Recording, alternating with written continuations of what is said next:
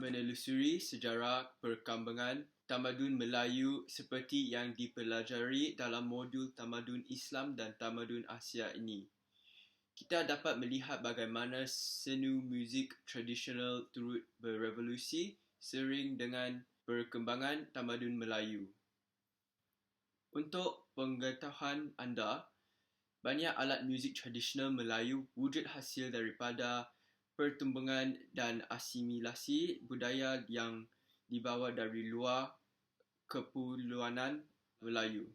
Misalnya, kompang, ribana dan kedombak yang tersasil daripada hubungan dagang dari tanah Arab dan penyebaran agama Islam ketika zaman Kesultanan Melayu Melaka. Terdapat juga alat muzik yang bermula di Asia Tenggara sendiri seperti gong dan sompoton yang terdapat di Sabah dan Sarawak. Objektif utama kajian ini adalah untuk meningkatkan pengetahuan berkenaan alat muzik tradisional Melayu yang semakin lapuk ditelan arus modernisasi. Penyelidikan ini juga dilakukan bertujuan memupuk kecintaan terhadap warisan muzik tradisional negara sekaligus memberi kesedaran terhadap kepentingan memelihara dan mengekalkan alat muzik tradisional sebagai salah satu lambang identiti rakyat Malaysia.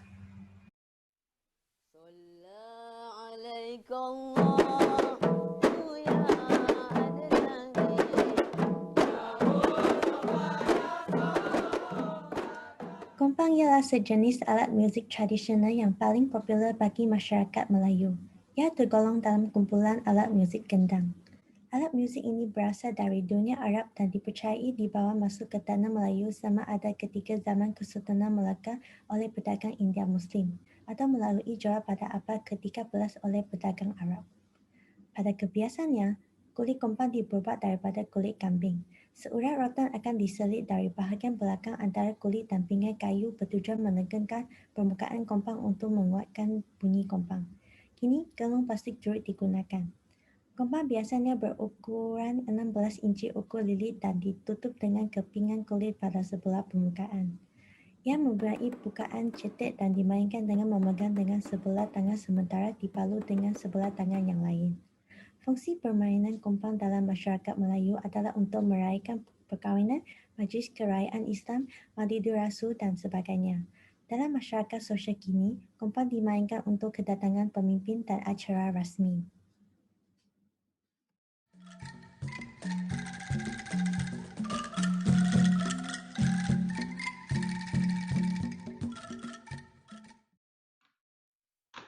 Angklung berasal dari masyarakat Sunda, Jawa Barat, Indonesia. Alat muzik ini merupakan alat muzik perkembangan dari calo, dicipta mula sebagai muzik persembahan untuk Dewi Hal Ewa Percucuk Tanaman. Di Malaysia, angklung dibawa oleh penghijrah dari Ponorogo yang mempersembahkan barongan tahun 1922, di mana angklung merupakan salah satu bahagian muzik pengiringnya. Proses pembuatan angklung pertama adalah pemilahan bulu. Seterusnya, simpan bulu selama setahun hingga tiada air dalam bulu.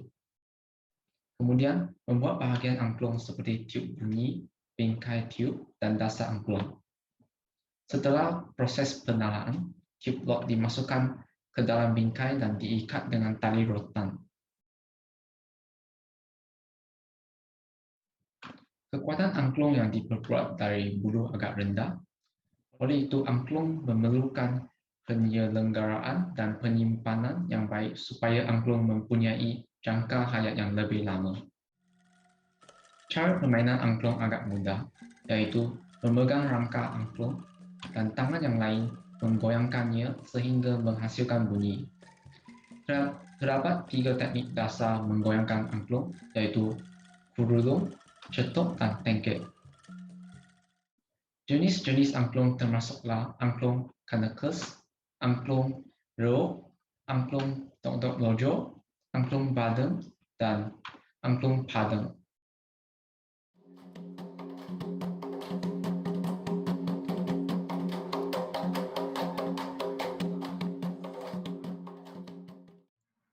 Rebana adalah alat muzik tradisional Melayu yang sering dimainkan dengan lagu-lagu budaya.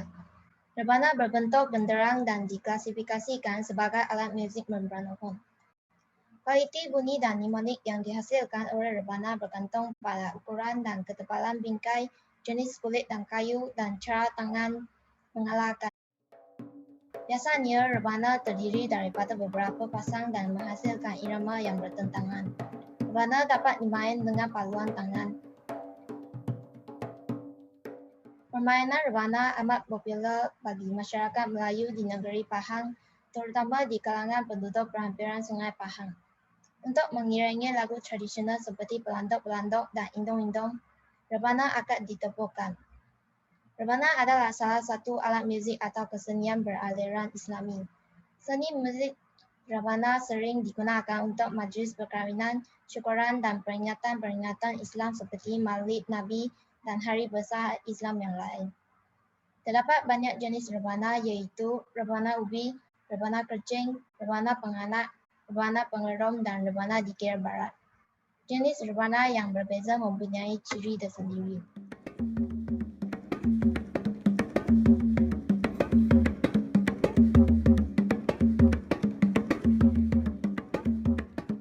Tombak merupakan salah satu kesenian tradisional yang berasal dari Asia Selatan dan Asia Tenggara pada tahun 1964. Ini merupakan hasil pendedahan dari perdagangan rempah antara India dan Cina yang berlaku sejak zaman Yunani lagi, dan juga hasil kerajaan Melayu tua seperti Campa dan banyak nama tempat di Kelantan dan Terengganu. Peralatan musik ini bukan saja dimainkan dalam upacara perkawinan atau menyambut tetamu, malah digunakan pada hari keramaian selain perayaan tradisional. Bagi pembuatannya, ketombak merupakan sejenis alat musik dalam keluarga kentang berbentuk jambangan bunga dengan panjangnya 13 inci, lilitan kulit 37 inci. Bagi teknik-teknik bermain ketombak biasanya dimain secara duduk dengan ketombak diletakkan di bawah ketiak dan di atas riba bermain, dipukul dengan sebelah tangan lagi membuka dan menutup tegungnya.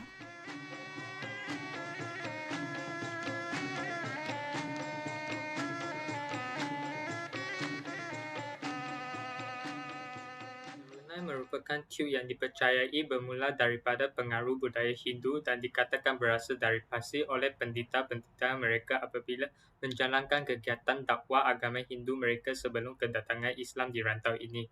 Alat muzik ini sejak lama telah dikenali sebagai alat muzik tradisional ke seluruh Malaysia oleh para imigran dari Minang.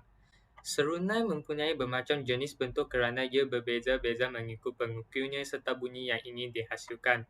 Jenis kayu yang mudah ditepuk seperti kayu pokok cili ini merupakan kayu popular yang digunakan untuk menghasil serunai.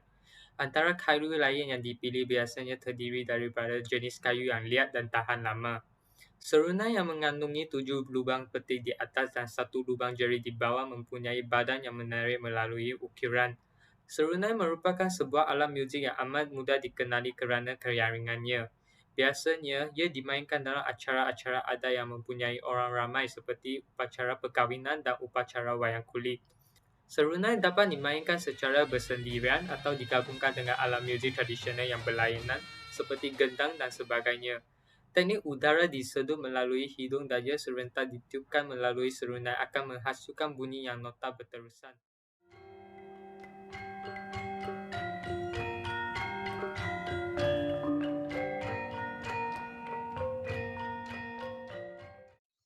Keenam seni muzik tradisional masyarakat Melayu ialah gamelan. Gamelan Melayu yang wujud di Malaysia hari ini dipercayai merupakan warisan kesenian daripada Kesultanan Riau Lingga, Pahang dan Terengganu. Walaupun alat muzik dan kesenian gamelan secara asalnya dari Jawa, gamelan Melayu mempunyai identiti tersendiri. Tuning dan pembuatan orkes gamelan adalah sesuatu proses yang kompleks. Gamelan menggunakan 4 sistem tuning, sama seperti skala minor asli yang banyak dipakai di Europe. Selain itu, fungsi dahulu gamelan adalah sebagai persembahan hiburan di raja. Oleh itu, hanya golongan istana sahaja yang dapat menyaksikan persembahan gamelan.